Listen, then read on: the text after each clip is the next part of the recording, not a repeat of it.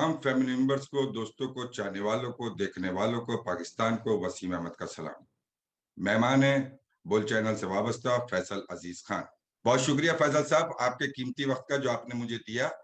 मुत्तहदा जब वजूद में आई और वजूद में आने के बाद वो जब विफाक और सूबे की जीनत बनी, तो कमो बेश तमाम सियासी पार्टियां उसके मरकज पर मौजूद रहीं, आती रहीं, जाती रहीं, किसी न किसी मदद के उन्वान, और मुत्तहदा वसी तर मफाद में, मुल्की मफाद में और अपने ताल्लुकात को इस्तवार करने के लिए कुछ ना कुछ हर सियासी जमात को देती रही, खासतौर पर पीपल्स पार्टी और पीएमएल नून।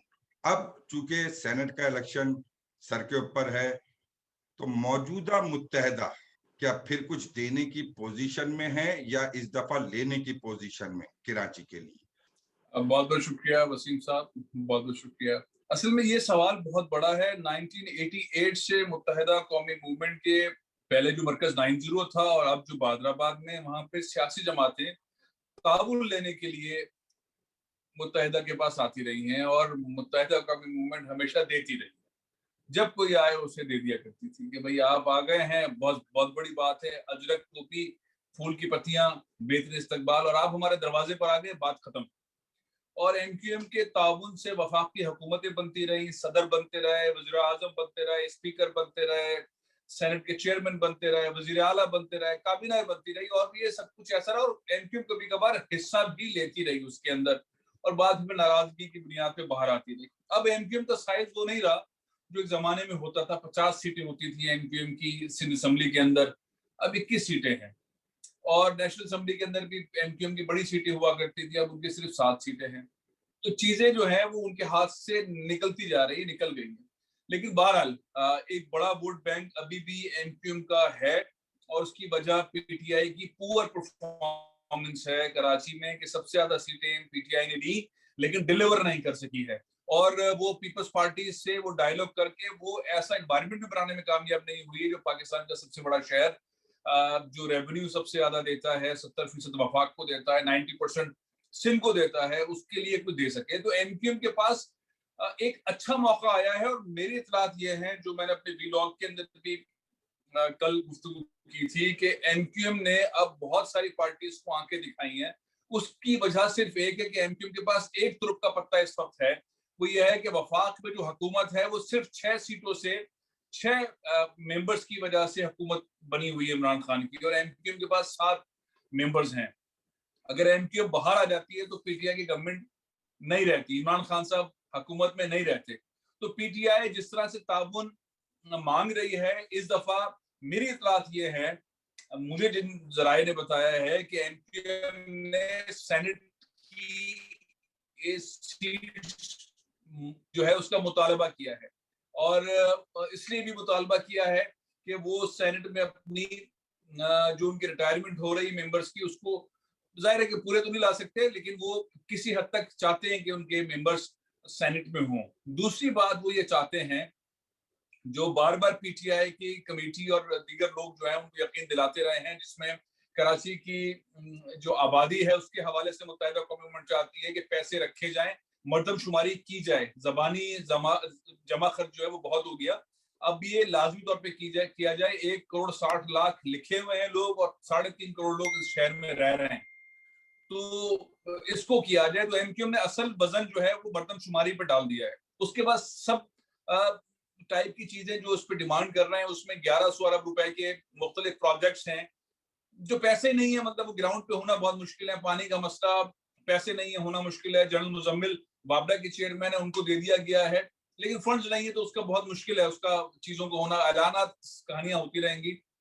तो कराची सर्कुलर रेलवे, आप ये कहना चाह रहे हैं कि इस वक्त एमक्यूएम देने के नहीं बल्कि लेने की पोजीशन पे खड़ी है?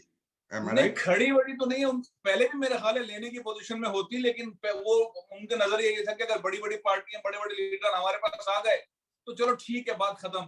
इस वक्त एमक्यूएम, मैं ये समझता हूँ एमक्यूएम इस वक्त पूरी गवर्नमेंट के सेटअप के अंदर सबसे खतरनाक पार्टी हो सकती है, कि उसके शहर को रोंदा गया, जहां से वो टिकट लेते हैं, वहां से 11 साल से 13 साल से कचरा नहीं उठाया, रोजाना की बुनियाद पे कचरा जमा हो रहा है, सड़कें टूटी हुई हैं, कोटा सिस्टम की वजह से नौकरियां नहीं मिल रही हैं, बाहर से दीगर शहरों से जो है वो लोगों को जम कर दिया जाता है कराची की सीटों के ऊपर। एजुकेशनल मामलात हैं, नौकरियों के, तो मुख्तलिफ ऐसे एंगल्स हैं एमक्यूएम के पास कि जो उसको मालूम है कि कोटा सिस्टम इमरान खान साहब ने एक बार फिर अनलिमिटेड टाइम के लिए नाफिज कर दिया जो उनके इत्तेहादी हैं और एमक्यूएम कैबिनेट के अंदर है।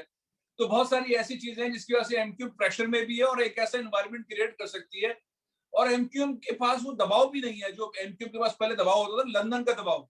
कराची में जो पाकिस्तान एमक्यूएम है उनके ऊपर वो दबाव नहीं, वो बैठ के आपस में फैसले कर सकते हैं और बगैर खौफ खतर, सिवाय इसके कि वो आपस में इत्तेहाद रखे।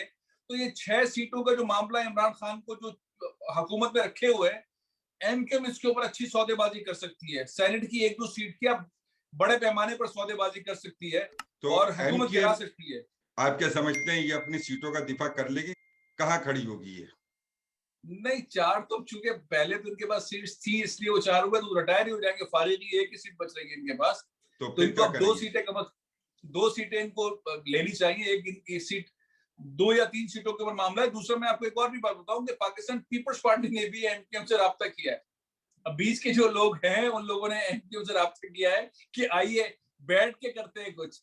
तो वो उसके ऊपर एमक्यूएम ने भी जवाब नहीं दिया है। मेरा ख्याल है उस पर वर्किंग कर रहे हैं, क्योंकि वो जितना जितना बुरा भला पीपल्स पार्टी की हुकूमत को 13 साल में कहते रहे एमक्यूएम वाले, और कह रहे हैं और बार बार कहते हैं कि कराची के साथ तासुब का मुजाहरा किया है, कराची के साथ जानिबदाराना तौर पर जो है वो इस तरह का माहौल किया है, रोजगार के हवाले से, सरकारी जॉब्स के हवाले से, इंफ्रास्ट्रक्चर के हवाले से, पैसे खा गए, काम नहीं किया। तो एमक्यूएम के लिए तो ताउन करना तो मुश्किल है, लेकिन एंगेज जरूर किया हुआ है पीपल्स पार्टी को एमक्यूएम ने। जाहिर है कि सिंध के अंदर जब भी हुकूमत बनेगी या कुछ भी होगा तो पीपल्स पार्टी तो सिंध के अंदर रहेगी, इनके साथ एमक्यूएम में चलना। तो एक राब्ता हुआ है, उस राब्ते के नताइज क्या निकलते हैं वो देखना है कि जरदारी साहब क्या ऑफर करते हैं मुत्तहिदा कौमी मूवमेंट को, ऐसा कि जिससे वो पीटीआई से अलग होके पीपल्स पार्टी को सपोर्ट करें। और ये जो 21 मेंबर हैं इनके सिंध असेंबली में, वो पीपल्स पार्टी के लोगों को भी वोट दें, वो एक आधा बंदा वहां से कामयाब करा दें और यहाँ पे पीपल्स पार्टी इनको सपोर्ट कर दे। तो वो एमक्यू मेरा ख्याल है कि देखेगी कि उनको कहाँ फायदा है। तो ऐसा ये जो मौका है कि इसके अंदर एमक्यूएम के ऊपर पहले 2 जमातों का प्रेशर होता था, तीसरी हो गई पीटीआई। तो अभी आपका जो गुफ्तगू का लुब्बे लुबाब है, वैसे तो आपने तमाम गुफ्तगू कवर कर दी चंद ही लम्हों के अंदर। तो प्रेशर के अंदर अगर एमक्यूएम आती है तो झुकाव पीपल्स पार्टी की तरफ होगा या पीटीआई की तरफ होगा? देखिए, समझदाराना तौर पर तो एमक्यूएम को सारी पार्टियों से अपना विंडो खुली रखनी चाहिए, इंक्लूडिंग मुस्लिम लीग नून। उनका यहाँ पे कोई मेंबर नहीं है सिंध असेंबली में, लेकिन बहरहाल पंजाब के अंदर जो इस ज़िमनी इंतखाबात ने मुस्लिम लीग नून ने सीटें जीती हैं और पीटीआई को हराया है। ये पाकिस्तान की तारीख में होता नहीं है कि जो पार्टी हुकूमत में हो वो हार जाए।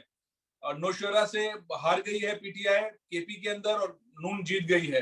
इसी तरह से पंजाब में बहुत सारी सीटों के ऊपर नून जीत गई है। और नून का जो कैंपेन चलाई हुई मरियम साहिबा ने, अगर उनको थोड़ा स्पेस आगे जाके मिलता है तो वफाक, अगर पंजाब, जाहिर है पंजाब सबसे बड़ा सूबा है, सबसे ज्यादा सीट्स है, तो एमक्यूएम को अपने आप को वजन में रखने के लिए हर पार्टी के साथ विंडो ओपन रखनी चाहिए। अब मामला मेरे नजदीक सबसे बड़ा चैलेंज ये है कि एमक्यूएम की जो लीडरशिप है एक दूसरे के बराबर ही है, पलड़े एक दूसरे से भारी हैं। तो वही जो पहले क़यादत होती थी कि एक आवाज आई लंदन से और सबने कहा लब्बैक और डन हो गई फैसला बात, हो गया, अब वाली पोजीशन में नहीं है। वो हमें जो है वो खालिद मकबूल सिद्दीकी साहब धीमे शख्सियत के मालिक है, प्रोफेसर टाइप आदमी है, उन्हें सरबरा बनाया हुआ है। आमिर खान साहब बड़े कड़क किस्म के आदमी हैं। मेरा कहने का मतलब ये है कि इस पार्टी के अंदर बहुत अच्छी क्वालिटी के लोग हैं, लेकिन वो जो इंफरादी तौर पर लीडरशिप वाली बात है, अमीरुल हक साहब हैं, आप उनको कह लीजिए, ख्वाजा इजहार हुसैन साहब बहुत जबरदस्त गुफ्तगू करते हैं, फैसल सदवारी साहब एक्स्ट्रा ऑर्डिनरी पर्सनैलिटी है, लोग बहुत अच्छे हैं, लेकिन कमांड एंड कंट्रोल किसी एक के पास नजर नहीं आती। तो इस और दूसरा सिचुएशन ये कि में फारूक सत्तार एक तरफ घूम रहे हैं और उन्हीं के बहुत सारे दोस्त अहबाब मुस्तफा कमाल के साथ घूम रहे हैं। तो ये तितर बितर होने से वो जो कहते हैं ना कि एक मैसेज जाए, वो कराची का मैसेज जो है वो नहीं जाएगा। और इसलिए दूसरी पार्टियां इसका गैप का फायदा उठा सकती हैं। पीटीआई भी फायदा उठा सकती है, पीपल्स पार्टी भी फायदा उठा सकती है कि लीडरशिप नहीं है। आमिर खान से बात कर लेते हैं, खालिद मकबूल से बात कर लेते हैं, वसीम अख्तर से बात कर लेते हैं, ख्वाजा इजहार से बात कर लेते हैं, फैसल सदवारी से बात कर लेते हैं। बहुत सारे पैरेलल इक्वल टाइप की लीडरशिप है। तो डायलॉग जो है वो किसी से भी हो सकते हैं। कमांड अच्छा। कंट्रोल का इशू मुझे नजर आता है, हो सकता है मुझसे लोग डिसएग्री करें, लेकिन एक लम्हे को अगर ये फर्ज कर लें कि ये सारे खदशात खत्म हो जाएं और एक फैसला हो इस जमात के अंदर, तो क्या ये जमात कुछ हासिल कर सकेगी? सेनेट के इलेक्शन में, सेनेट का इलेक्शन डिफिकल्ट होता है और पाकिस्तान में सेनेट के इलेक्शन के अंदर खुले पैसे चलते हैं, बहुत सारी दुनिया में चलते रहे, अमेरिका में भी चलते रहे, 100 साल पहले अमेरिका के अंदर भी गोलियां लगती रही है, सारी दुनिया के अंदर सेनेट का मामला कुछ इस तरह का होता है। पाकिस्तान के अंदर सेनेटर्स जो बनते रहे या तो खानदान के लोग ही बनते रहे, बहू भी आ गई तो बेटा भी आ गया, तो बहन भी आ गई तो ये भी आ गया, तो रिश्तेदारों को भर दिया, या फिर ये हुआ कि खुल के पैसा चला है। अच्छा, पैसा सबने इस्तेमाल किया है, गाड़ियां ली हैं, कॉन्ट्रैक्ट्स लिए हैं, ये लिए, और ये इसमें कोई शुबा वाली बात नहीं। पीटीआई ने तो अपने लोगों को बाहर में निकाल दिया और खरीद लेते हैं। इस वक्त कहते हैं एक सीट जो है वो 35 करोड़ रुपए की है। मैंने तो सुना एक सीट 35 50 करोड़ का 50 करोड़ का दाम चल रहा है। वो हो सकता है। देखिए, जो पंजाब है, पंजाब की के अंदर जो है सीट ज्यादा है, इसलिए मेंबर ज्यादा चाहिए, इसलिए पंजाब के अंदर सिनेरियो सस्ता हो सकता है, वो गाड़ी के ऊपर भी वोट दे सकता है। सबसे महंगा वोट जो है वो बलूचिस्तान का है, मेंबर्स वहां पे सबसे कम है, उसके बाद सिंध का है। तो पैसे तो चलते हैं और पैसे चलेंगे भी, और जाहिर है कि हर पार्टी इंतखाबात में पैसा लगाती है, वो समझती है कि ये एक बिजनेस टाइप का एनवायरनमेंट आता है सिलेक्शन के अंदर, जिसमें सौदेबाजी करनी भी चाहिए, वोट देते हुए भी करनी चाहिए, कैलकुलेशंस होती हैं, किसको कहाँ वोट देने हैं, पूरी तैयारी के साथ होता है, और ये इसमें बड़ी मेथडोलॉजी इस्तेमाल होती है, बड़े टेक्निकल लोग बैठते हैं सेनेट के इलेक्शन में, बहुत कैलकुलेशन के साथ होता है मामला। तो इसमें पैसा चलने का तो, और हर पार्टी समझती है कि हमें 4 पैसे भी मिलने चाहिए। सब बुरा भी कह रहे हैं इस वक्त, और सब इस चक्कर में भी है कि पैसे मिल रहे हैं, पैसे भी मिलने मंडी खुली चाहिए। हुई है। हाँ, मंडी खुली हुई है, मंडी खुली हुई है, काम चलेगा। लेकिन आपके वक्त का बहुत शुक्रिया, बहुत मेहरबानी। इस दुआ के साथ रुखसत, अल्लाह पाकिस्तान के और उसकी अवाम की हिफाजत फरमाए और अपनी कुल कायनात में रहम फरमाए।